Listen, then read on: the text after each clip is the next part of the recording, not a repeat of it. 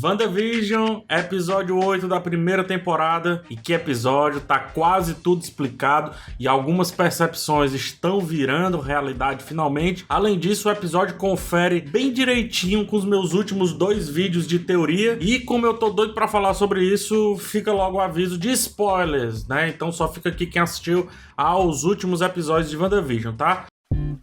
Se inscreve no canal, dá joinha para divulgar isso aqui para mais gente e também dá uma olhada no meu clube de membros que custa apenas R$ 2,99 por mês. Tá? Eu havia falado em um vídeo que intitulei de WandaVision pra mim acabou, levantando o fato de que a série agora tomaria rumo próprio sem precisar mais das referências que vinha tendo, né? E foi justamente o que aconteceu. A Agatha fez a Wanda revisitar acontecimentos muito antigos e não tão antigos assim, nos levando a ver pela primeira vez muitas coisas da vida da personagem. Uma delas, a importante origem dela, né? A importante origem da mini Wanda para a Wanda que a gente viu acontecer lá no Era de Ultron.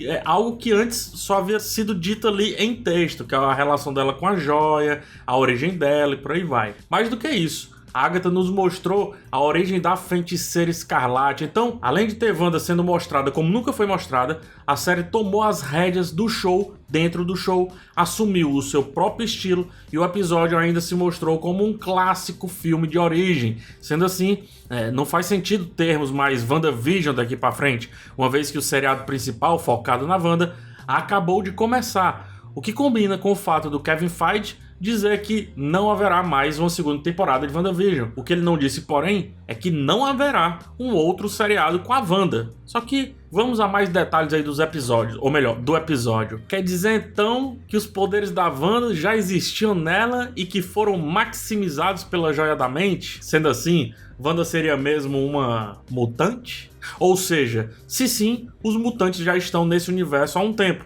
só não haviam sido revelados. O mesmo pode se aplicar, por exemplo, a Agatha, que, como a origem dela mostra, faz parte de algo muito maior do que simplesmente ela ser uma bruxa. Na verdade, ela vem de uma linhagem, ela vem de um clã. Se ela é bruxa e tem poderes, o que impede então da Wanda também ser? A Agatha diz que a Wanda domina a magia do caos, o que leva a Wanda a ser a Feiticeira Escarlate, como eu estava dizendo, uma espécie de escolhida, tão poderosa e mais poderosa ainda por conta da joia, que faz ela criar, por exemplo, seres. Sim, pelo menos naquela realidade, o Visão existe de fato. E é bonita a cena, né? Dela criando o Visão. Ela também gerou os filhos dela, tá?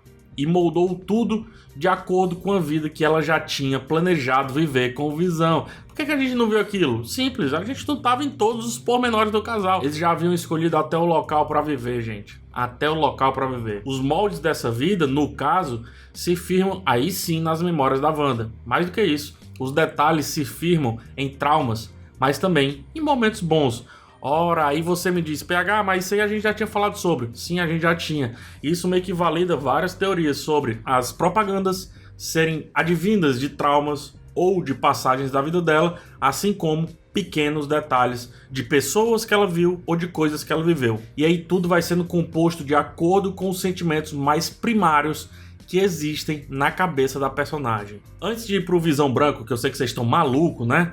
E também o que é muito importante pro futuro do personagem aí no universo Marvel, no MCU, melhor dizendo, é importante falarmos sobre o peso dessa revelação dela ter poderes antes da joia. Se ela tinha poderes antes, seu irmão também tinha. O que a gente não sabe é se os poderes dele foram também maximizados pela joia, uma vez que, naquele contexto que a Wanda está, eles podem apenas ter feito o Pietro conseguir demonstrar e a posterior controlar os poderes de super velocidade. Para tanto, a fim de explicar isso e valorizar o fato da Marvel ter tocado nesse assunto de novo, só existem 2 caminhos a serem traçados. Um caminho é Inumanos, o outro é Mutantes. Levando-se em consideração que Inumanos falhou no universo Marvel, né, tanto na TV quanto também nos filmes, e que agora X-Men tem os direitos de volta ali com a Marvel, eu vou aqui afirmar, cara, os mutantes já estão entre nós. Quer dizer, entre eles, né? E muito do que vimos já eram eles, só sem a complexidade que vemos nos quadrinhos e nos desenhos ali de X-Men. Pelo menos por enquanto, né? Pelo menos até agora. Não há por que a Marvel trazer esse assunto para resgatar um projeto fracassado, em vez de colocar no universo esse novo elemento, na verdade, esse novo velho elemento que ela tem que lidar mais cedo ou mais tarde. o que de novo combina com outro vídeo que eu fiz, no caso, a respeito de como a Marvel vai construindo o seu universo. Lá eu explico que elementos são ressignificados a bel prazer, de acordo com os caminhos que vão sendo escolhidos pela empresa. Dessa forma, a gente pode dizer sim que a própria Wanda foi ressignificada mais uma vez para agora pertencer a um subuniverso importantíssimo para o futuro do MCU. É explícito, só não aceita quem não quer. Wanda é a Feiticeira Escarlate, e isso traz sim X-Men, traz os seres Nexus, faz dela o ser Nexo daquela realidade que acompanhamos ali nos últimos 10 anos. Lembrando, tem que ver meu último vídeo e o vídeo do Miguel Loquia. Ser Nexo é um ser que, apesar de haver um multiverso, representa um universo específico. E como eu falei nisso agora, de quebra, a Wanda, como Feiticeira Escarlate, obrigatoriamente traz a ideia do multiverso. O que responde direitinho por que a Wanda estará tanto no Doutor Estranho quanto em um Homem-Aranha, que vai buscar trazer outros Homens-Aranha e quem sabe um tal de Venom aí que pertence a outro universo para dentro do mesmo saco. A pergunta que fica é, o Pietro está vivo, esse daí que a gente viu? E aqui, dois caminhos. O primeiro caminho é que sim, no exato momento que a Wanda o reconheceu como tal, como seu irmão, ela o aceitou e então gerou consciência, ou melhor, a consciência do irmão naquele corpo preparado para ser apenas um impostor. É como se ela tivesse dado alma a algo, né, que foi criado para enganá-la. O segundo caminho é que não.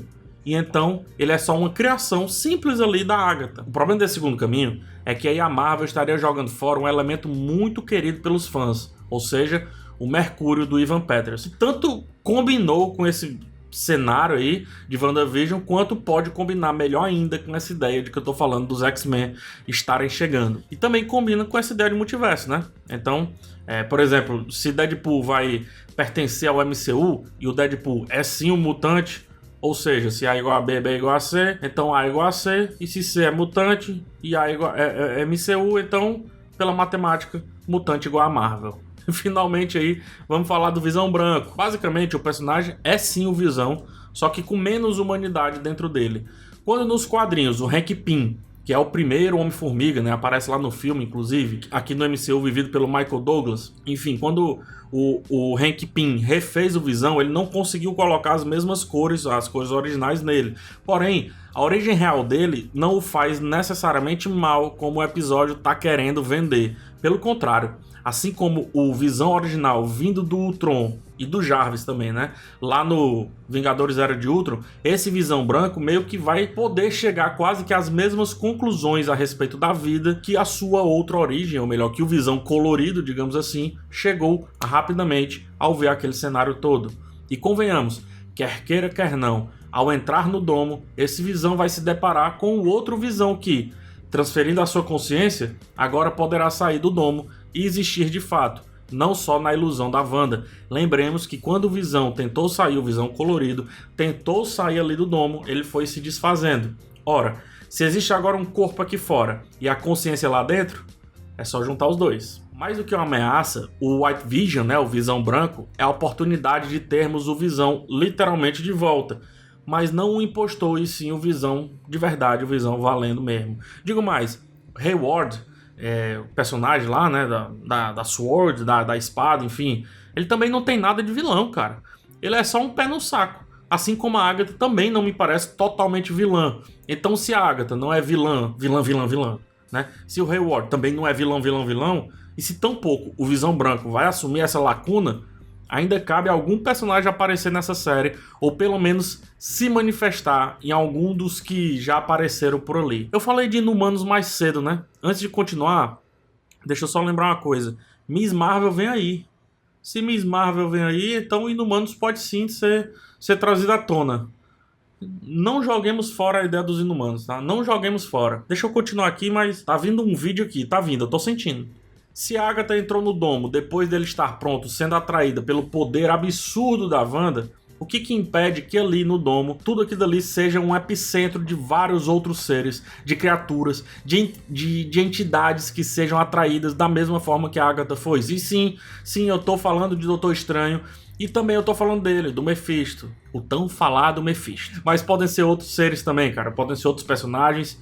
Não vamos nos prender a nomes, vamos nos prender à ideia de que ali é o epicentro de um grande poder. E esse epicentro pode trazer seres para perto da situação. Enfim, gente, é um belíssimo episódio. De maneira categórica, a Marvel nos entregou a real origem da Feiticeira Escarlate, nome que ela evitou usar por conta dos direitos dos X-Men estarem com a Fox. Nossa, mas tá ruim, hein? Dos direitos do X-Men estarem com a Fox. Então, meus jovens e minhas jovas, a fusão dos universos começou sim. O episódio ser uma revisita a capítulos antigos traz uma forte metalinguagem. A Marvel vai fazer alguns retcons a fim de fazer caber tanta coisa que agora tem em seu catálogo. E esses retcons, essas revisitas, vão ser feitas, como eu disse no outro vídeo, através de elementos que podem ser muitas coisas, que podem ser polivalentes e que podem ir além de uma camada principal. A Wanda sempre foi esse elemento e ainda nos guarda mais possibilidades de novos caminhos. E outra, a Wanda se mostra como um dos principais elementos, se não o principal, da fase que começa agora nesse novo MCU. Wanda é peça-chave para vários caminhos que podem ser traçados, desde mutantes, passando por inumanos, seja o caso, até multiversos. Save the Wanda, Save the World. Quem pegou a referência, pegou. Última coisa, bonito, né? A Wanda falando que não sente o Visão quando tá tocando nele ali. Isso referencia diretamente ao Visão dizendo pra ela que quando ele tava morrendo, ele só sente ela. Ele apenas sente ela. Ou seja, tem sim um pouco de vontade do Visão querer ser revivido, recriado, regenerado. Sendo piegas, se um grande amor nunca morre e sempre nos habita, é só os dois quererem que aquele grande amor volte para ele voltar de fato a existir. Que fofo, né? É isso, gente, vamos lá. Turma, muito obrigado por chegar até aqui. Agora eu te convido para o meu canal secundário, onde eu posto lá trechos das lives que eu ando fazendo por aí. Inclusive, alguns desses trechos são lotados de coisas de WandaVision. E muito do que foi dito aqui havia sido antecipado, especulado lá nesses vídeos, tá? Então fique esperto. Dá aquele joinha, se inscreve aqui embaixo no canal e a gente se vê semana que vem com o episódio final dessa temporada, ou melhor, dessa série. E agora eu digo de boca cheia, com o episódio final da série sobre a Feiticeira Escarlate. Como eu queria dizer tanto isso, gente. Fui, um abraço em todos, tchau.